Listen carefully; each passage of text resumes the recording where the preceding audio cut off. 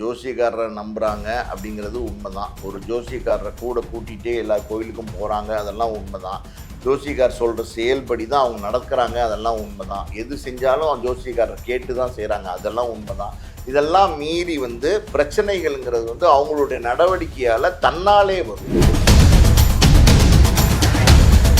இந்த விருது கிடைக்கிறதுங்கிறது இவர் சொல்லி தான் தெரியணுமா? இளையராஜா இதுக்கு முன்னாடி இவர் சொல்லாமல் விருது வாங்கியிருக்க மாட்டாரா? ஸோ இதெல்லாம் எப்படின்னா ஒரு ப்ரெடிக்ஷன், ஒரு அனுமானத்தில் சொல்கிறது. இப்போ நயன்தாராவை பொறுத்த வரைக்கும் சமீப காலத்தில் பலவிதமான ஆட்டிடியூடான பிஹேவியரில் அவங்க ஈடுபடுறாங்க. அந்த மாதிரி அவங்களுடைய எண்ணங்கள்லாம் என்னாச்சுன்னா, இந்த உலகத்தில் எல்லாமே நமக்கு கிடைச்சிருச்சு. பணம், காசு, புகழ் எல்லாமே கிடைச்சிருச்சு. நம்மளுக்கு கீழே தான் மற்றவங்க அப்படின்னு நினைக்கிறாங்க. ஒரு ஆணவமான ஒரு மனநிலை, அந்த மனநிலைக்கு நயன்தாரா வந்துட்டாங்க. ஸோ அந்த மனநிலைக்கு நயன்தாரா வந்துட்டாங்கன்னும் போது அவங்களுக்கு பல சிக்கல்கள் வரத்தான் செய்யும். இது இயல்பு. 400 ரவுடி தான் கிளிப்பிங்ஸ் தனுஷ்ட கேட்குறாங்க. தனுஷ் கொடுக்க மறுக்கிறாரு. மறுத்ததுக்கு அப்புறம் இன்னொருத்தரோட பொருள், யாரோட பொருள்? தனுஷோட பொருள். அதை இவங்க அவங்களுடைய ஃபேரி டெய்ல் கல்யாண வீடியோவில் பயன்படுத்துகிறாங்க. அப்போ இது திமிர்த்தனமான செயல் தானே. இந்த அளவுக்கு ஒரு நடிகைக்கு ஏன் இவ்வளோ ஆணவம்? உச்சத்தை தொட்டுட்டோம், இதுக்கப்புறம் நம்ம தான், யாராலையும் இங்கே வர முடியாது அப்படின்றதுக்காகவா? இல்லை தன்னோட கணவர் ஒரு டேரக்டர், பெரிய பெரிய படம்னா என்னை வச்சு பண்ணுவார்? இல்லை, கணவர் டேரக்டர் என்னென்ன படம் பண்ணியிருக்காரு? கணவருக்கே அடையாளம் யாருன்னா நயன்தாரா தான். வாயை மூடிட்டுலாம் சப்போர்ட் பண்ண மாட்டார். வாயை திறந்து பல விஷயங்கள் சொல்லி, பார்த்துக்கலாம், நீ வையே, நம்ம பார்த்துக்கலாம், என்ன நம்மக்கிட்ட என்ன இல்லை பார்த்துக்கலாம் அப்படின்னு அவர் சொல்லியிருப்பார். அதை கேட்டு நயன்தாரா வச்சுருப்பாங்க. ஸோ மொத்தத்தில் இந்த மாதிரி பண்ணி வழக்கில் சிக்கியிருக்காங்க. 10 கோடி கொடுக்குறோம், 10 கோடி கொடுக்க சொல்லி ஒரு தீர்ப்பு வரும் பாருங்க, அன்னைக்கு இருக்கு கட்சி.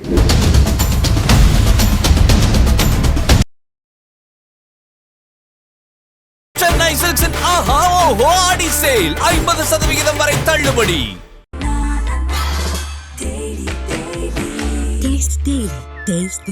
அறுவை சிகிச்சையில் கத்தை என்பது வரலாறு, ரோபோட்டிக் சர்ஜரி என்பது இன்றைய கூறு. தங்கம் புற்றுநோய் சிகிச்சை மையம், நாமக்கல் மற்றும் கான்பூர். உலகெங்கிலும் உள்ள கிங் டிவி சொந்தங்கள் அனைவருக்கும் வணக்கம். இன்று நம் நேர்காணலுடன் இணைந்திருக்கும் சிறப்பு விருந்தினர் ஆஸ்கார் மூவிஸ் தயாரிப்பாளர் திரு பாலாஜி பிரபு அவர்கள். சார் வணக்கம். சார் வணக்கம். சோஷியல் மீடியாவில் இன்னைக்கு ஒரு விஷயம் வைரலாக போயிட்டு இருக்குங்க சார். என்னன்னு பார்த்தீங்கன்னா, ஜோசியர் பிடியில் நயன்தாரா சிக்கி இருக்காரு அப்படின்னு. என்னன்னா, ஜோசியர் அவங்க கூட ஜோசியர் ஒருத்தங்க இருக்காங்க, அவங்க சொல்றதா நயன்தாரா கேட்குறாங்க. திடீர்னு என்ன சார் ஜோசியத்து பக்கம் அவங்க போயிருக்காங்க, என்ன விஷயம் அது?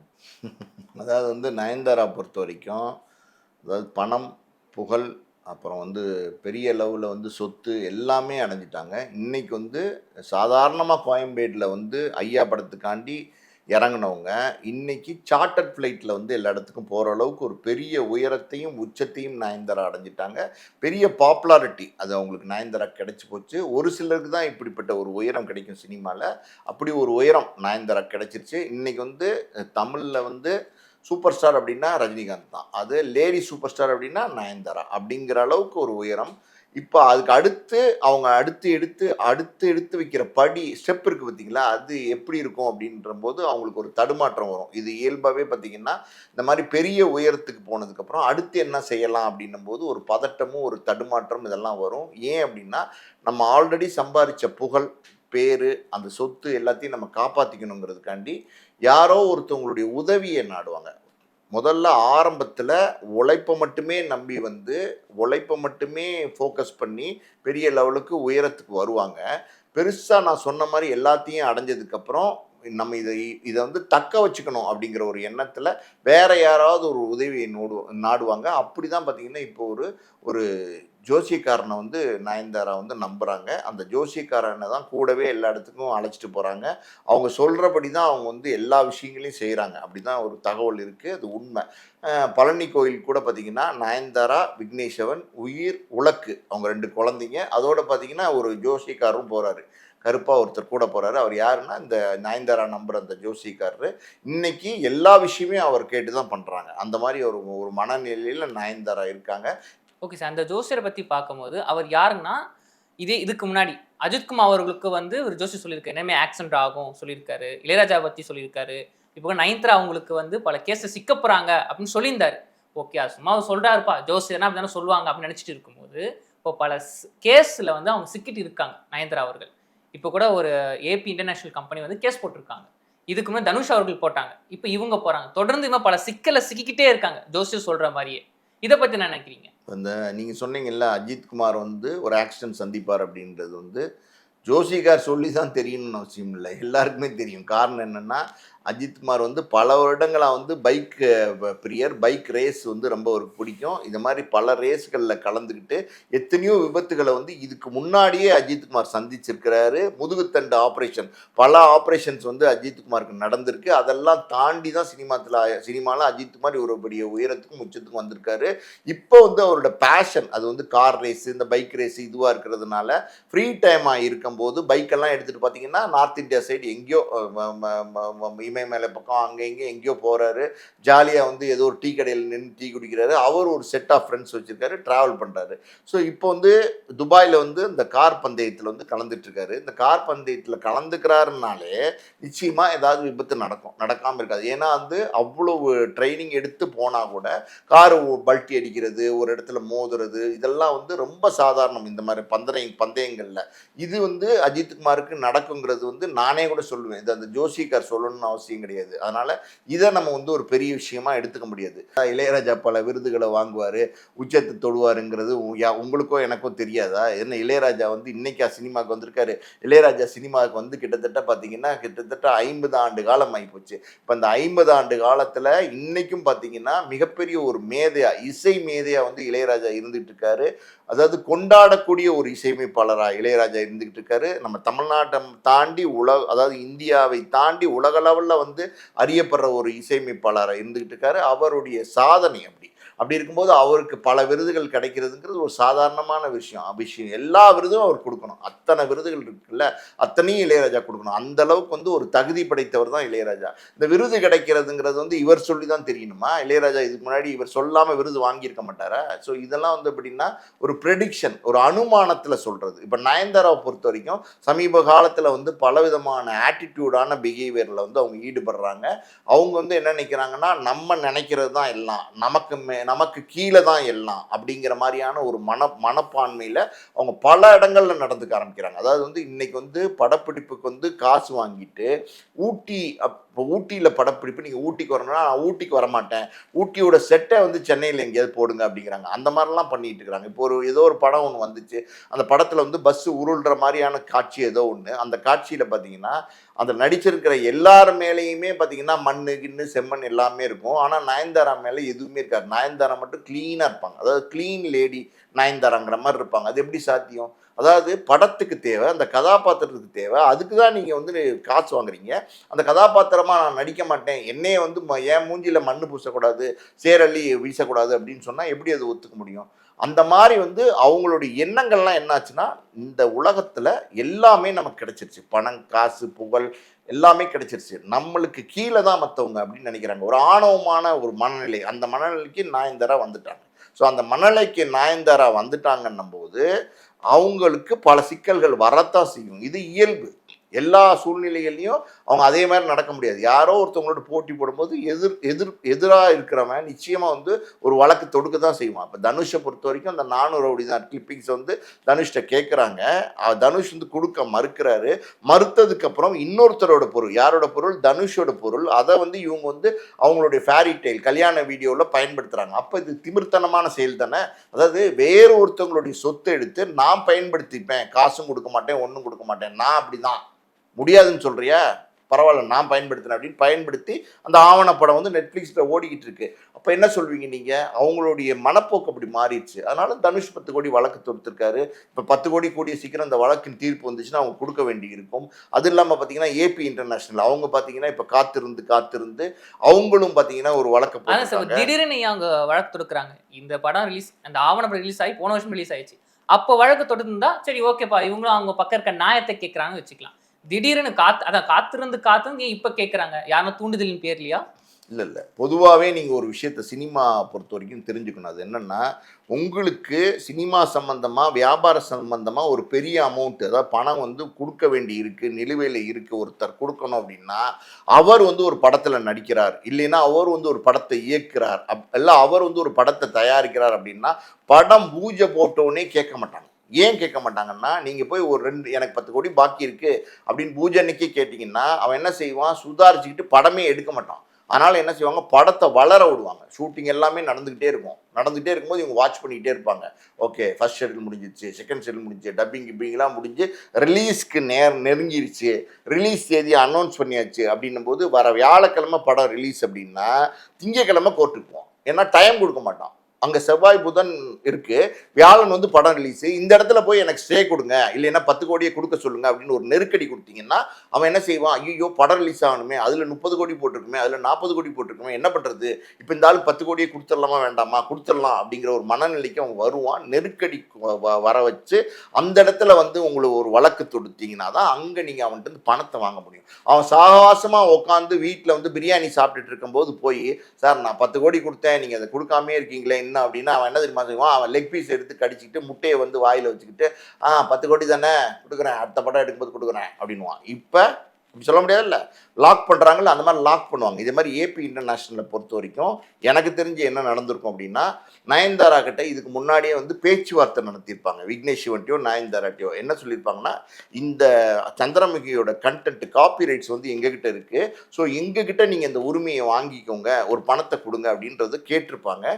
ஏதோ ஒரு பணம் இவங்க கேட்டிருப்பாங்க, மேபி அது அதிகமாக கூட இருக்கலாம். அவங்க வந்து அதை கொடுக்க மறுத்திருப்பாங்க. ஏன்னா நான் தான் சொன்னேன்ல, அவங்க வந்து ஒரு ஆணவமான போக்கில் இருக்காங்க நயன்தாரா. அப்போ பார்த்துக்கலாம், அதாவது தனுஷே இழுத்து போட்டி போடுறோம், தனுஷ் 10 கோடி ரூபா கோர்ட்டில் போட்டிருக்காரு, அந்த வர்றது வரட்டு பார்த்துக்கலாங்கிற மனநிலையில் நம்ம இருக்கோம். இந்த ஏபி இன்டர்நேஷ்னல்லாம் யார், நம்ம கிள்ளிக்கிற மாதிரி நம்ம கிள்ளி தூக்கி போட்டுடலாம், அதெல்லாம் பார்த்துக்கலாம் அப்படிங்கிற ஒரு மனநிலையில் அவங்களுக்கும் பணம் தர மறுத்திருப்பாங்க. அதனால் ஏபி இன்டர்நேஷ்னல் வேறு வழி இல்லாமல் அவங்களுக்கு நோட்டீஸ் அனுப்பிச்சிருப்பாங்க, அந்த கண்டென்ட்டை நீக்க சொல்லியிருக்காங்க. இல்லைன்னா நிச்சயமாக அவங்களும் வழக்கு தொடுப்பாங்க.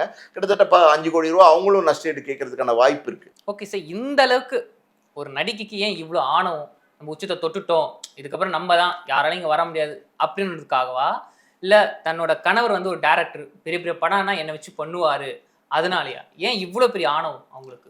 இல்லை, கணவர் டேரக்டர் என்னென்ன படம் பண்ணியிருக்காரு, கணவருக்கே அடையாளம் யாருன்னா நயன்தாரா தான். விக்னேஷ் சிவன் சொல்லுங்க, ஓ நயன்தாரா புருஷனா அப்படின்னு தான் கேட்பாங்க. புஷ்பா புருஷனான்னு வேற சொல்கிறாங்க, எனக்கு தெரியல அது என்ன, ஏன் புஷ்பாவோட கனெக்ட் பண்ணுறாங்கன்னு தெரியல. அந்த மாதிரி விக்னேஷ் சிவனோட அடையாளமே நயன்தாராவாக இருக்கும்போது, நயன்தாரா வந்து இவர் டைரக்ஷன் நடித்து இவர் வந்து வெற்றி படம் கொடுத்துருவார், பெரிய பெரிய வெற்றி படங்கள் கொடுத்துருவாங்கன்னு நம்பிட்டு இருக்காங்களா? இவர் என்ன வெற்றி படங்கள் கொடுத்தாரு, காத்து வாக்கில் 2 காதல்னாரு, 2 காதலுமே புஷ்ஷுன்னு போயிடுச்சு. அதுக்கு முன்னாடி பார்த்தீங்கன்னா தானா சேர்த்த கூட்டம்னு ஒரு படம் எடுத்தார். அந்த கூட்டம் எப்படி, தானா சேர்ந்த கூட்டம் இல்லை, அவராக சேர்த்துக்கிட்ட கூட்டம், யாருமே வரல தேட்டரில். அப்படி படங்களை எடுத்துட்டு இப்போ வந்து கே அப்படின்னு ஏதோ ஒரு படத்தை எடுத்துக்கிட்டு இருக்காரு.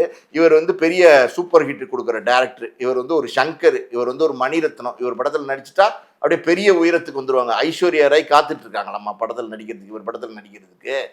நீங்க வேற ஏதாவது சொல்லிக்கிட்டு அப்ப ஏன் சார் இந்த அளவுக்கு ஒரு ஆணவம்? அதை வந்து நீங்க இந்த கேள்வி வந்து நீங்க நயன்தாராட்ட தான் கேட்கணும், எங்கிட்ட கேட்கறது சரி கிடையாது. அவங்க ஆணவமா பல விஷயங்கள் செய்யறாங்க அப்படிங்கிறத நம்ம சொல்றோம். இந்த அளவுக்கு ஏன் ஆணவம் அப்படிங்கிறது நீங்க நயன்தாராட்ட தான் கேட்கணும், அது நம்ம சொல்ல முடியாது. ஏன்னா வந்து அவங்க நினைக்கிறாங்க, அவங்க இந்த உலகத்திலே பெரிய ஆளுன்னு நினைக்கிறாங்க. அதனால அந்த எண்ணங்கள் வந்துருச்சுன்னா அது இயல்பாகவே நடக்கும். பல நேரங்களில் பார்த்தீங்கன்னா இந்த இந்த இந்த மாதிரி குணங்கள் வந்துருச்சுன்னா அந்த ஆட்டிடியூட் அப்படிதான் இருக்கும். ஓகே சார், இப்போ நீங்கள் சொன்னீங்க நயன்தாரா அவங்க வந்து தன்னை வந்து ஒரு பெரிய நடி, ஒரு ஆணவத்தில் இருக்காங்க அப்படின்னு சொன்னீங்க.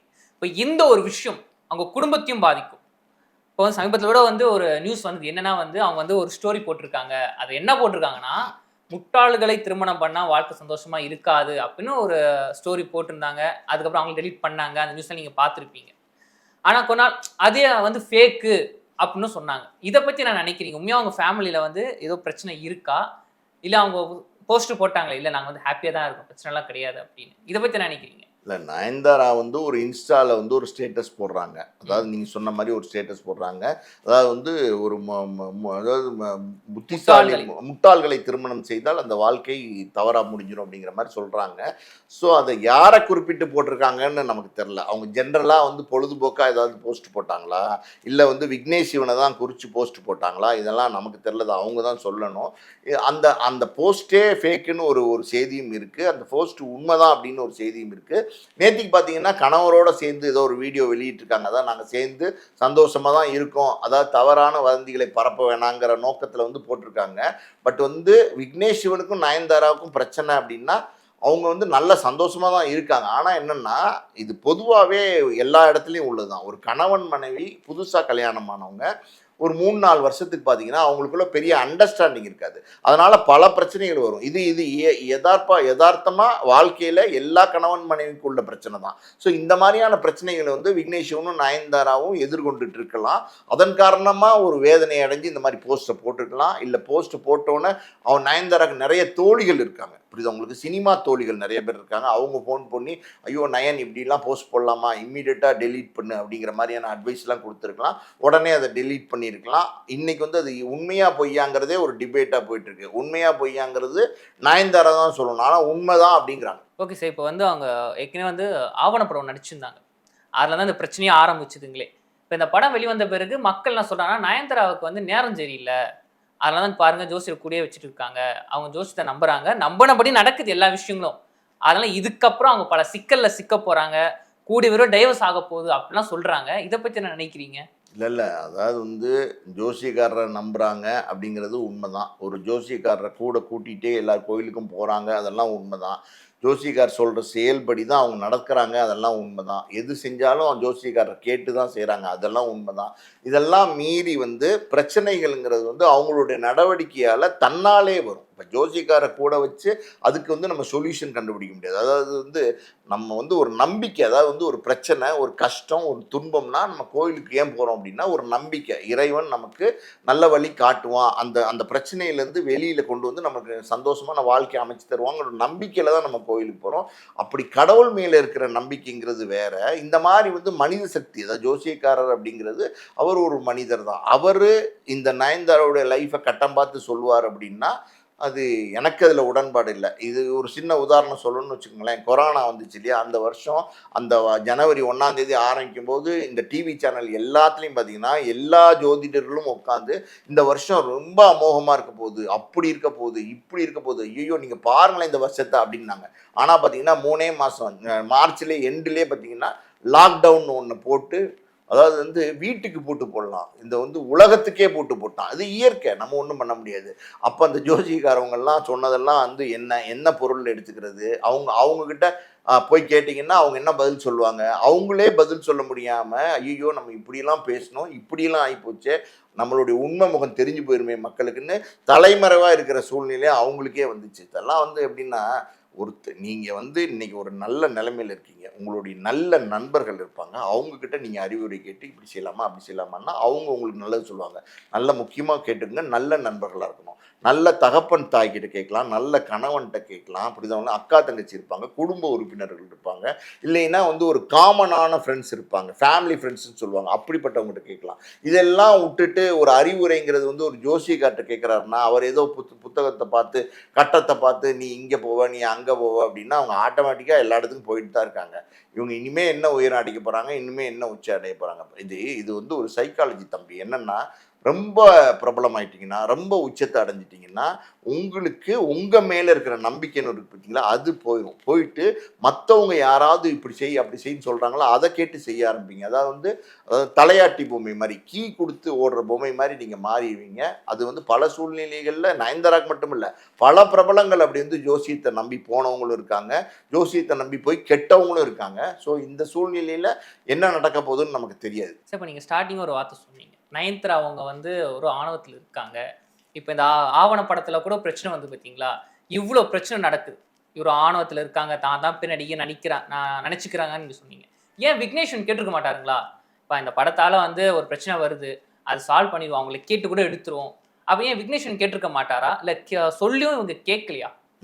இந்த கேள்வி நல்ல கேள்வி. இந்த கேள்விக்கு நான் வேறு விதமாக பதில் சொல்கிறேன். அது என்ன அப்படின்னா, நயன்தாராவை பொறுத்த வரைக்கும் தனுஷ்கிட்ட கேட்குறாங்க. நானும் ரவுடி தான்ற 3 செகண்ட் கிளிப்பிங்ஸை தனுஷ் கொடுக்க மறுக்கிறாரு. கொடுக்க மறுத்ததுக்கப்புறம் நீ கொடுக்கலன்னா என்ன, நான் பயன்படுத்துவேன் அப்படின்னு அந்த படத்தில் பயன்படுத்தியிருக்காங்க. ஓகேவா? இப்போ இந்த பக்கம் விக்னேஷ் சிவன் வாங்க. விக்னேஷ் சிவன் வந்து எல்ஐசின்னு ஒரு படத்தோட தலைப்பு வைக்கிறார் பிரதீப் ரங்கநாதன் வச்சு. அந்த தலைப்பு வந்து யாரை வச்சுருக்காருன்னா SS குமரன்கிற மியூசிக் டேரக்டர் ஆல்ரெடி பதிவு பண்ணி வச்சுருக்காரு நிறைய தயாரிப்பாளர் சங்கத்தில். அவர் என்ன சொல்கிறாரு, இந்த டைட்டில் வந்து நான் பதிவு பண்ணி வச்சுருக்கேன், நீங்கள் எடுக்கக்கூடாது அப்படின்னு சொல்கிறாரு. ஆனால் விக்னேஷ் சிவன் என்ன பண்ணுறாருன்னா, நீ பதிவு பண்ணி வச்சானா, யார் பதிவு பண்ணி வச்சானா, நான் எடுப்பேன். எப்படி நயன்தாரா எப்படி சொன்னாங்க, தனுஷ் கொடுக்கலன்னா நான் வைப்பேன் அப்படின்னாங்களே, அதே மாதிரி புருஷன் இங்கே என்ன, நான் வைப்பேன், அதே எல்ஐசி தான் அப்படின்னு சொல்லி அவரும் எல்ஐசின்னு வச்சு படம் எடுத்தார். மொத்தத்தில் பார்த்தீங்கன்னா எல்ஐசி நிறுவனமாக பார்த்து என்னடா விளையாட்டு பண்ணிக்கிட்டு இருக்கீங்களா நீங்கள், இது வந்து லைஃப் இன்சூரன்ஸ் கார்பரேஷன் ஒரு அரசாங்க நிறுவனத்தை ஏன் உங்கள் இஷ்டத்துக்கு லைஃப் இன்சூரன்ஸு கீதல் கம்பெனி என்னென்னமோ பண்ணிக்கிட்டு இருக்கீங்க, இந்த விளையாட்டுலாம் வச்சுக்காதீங்க, மறுபடியும் மரியாதையாக டைட்டில் மாற்றுங்கன்னு சொன்னதுக்கப்புறம் வேறு வழியே இல்லாமல் டைட்டில் மாற்றினார். ஸோ நயன்தாராவும் அதே மாதிரியான நடவடிக்கையில் தான் இருக்காங்க. விக்னேஷ் ஒரு கணவனும் அதே மாதிரி நடவடிக்கை தான் இருக்காங்க. ஸோ 2 பேருமே ஒரே நடவடிக்கையில் இருக்கும்போது தனுஷ் கேட்குற காசை கொடுத்துருன்னு எப்படி விக்னேஷ் சொல்லுவார்னு நீங்கள் நினைக்கிறீங்க? அப்போ அவரும் வாயை மூடிட்டு அதை சப்போர்ட் பண்ணியிருந்திருக்காரு. வாயை மூடிட்டுலாம் சப்போர்ட் பண்ண மாட்டார். வாயை திறந்து பல விஷயங்கள் சொல்லி பார்த்துக்கலாம், நீ வையே, நம்ம பார்த்துக்கலாம், என்ன நம்மக்கிட்ட என்ன இல்லை பார்த்துக்கலாம் அப்படின்னு அவர் சொல்லியிருப்பார். அதை கேட்டு நயன்தாரா வச்சுருப்பாங்க. ஸோ மொத்தத்தில் இந்த மாதிரி பண்ணி வழக்கில் சிக்கியிருக்காங்க. இப்போ 10 கோடி கொடுக்குறோம், 10 கோடி கொடுக்க சொல்லி ஒரு தீர்ப்பு வரும் பாருங்க, அன்னைக்கு இருக்கு கச்சேரி.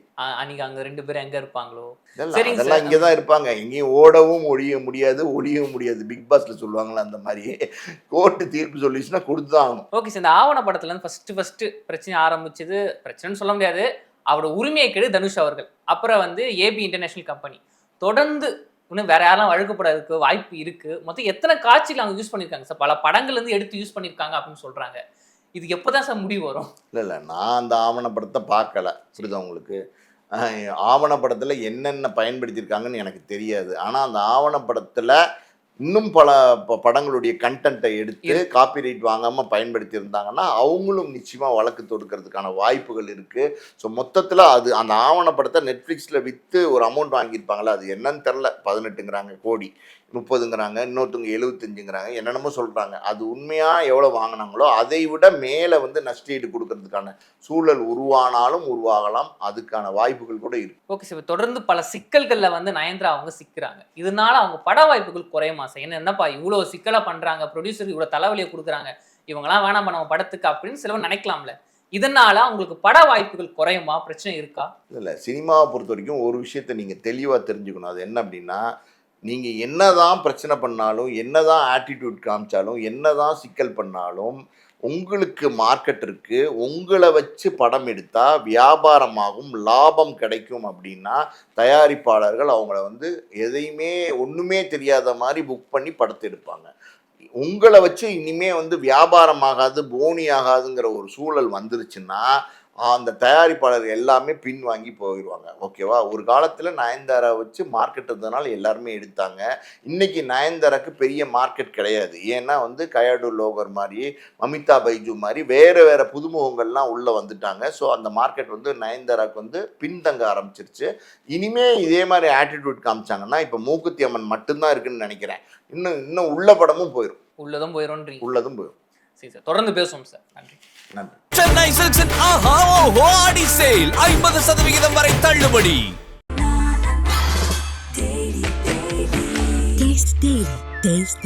அறுவை சிகிச்சையில் கத்தை என்பது வரலாறு, ரோபோட்டிக் சர்ஜரி என்பது இன்றைய கூறு. தங்கம் புற்றுநோய் சிகிச்சை மையம், நாமக்கல் மற்றும் கான்பூர்.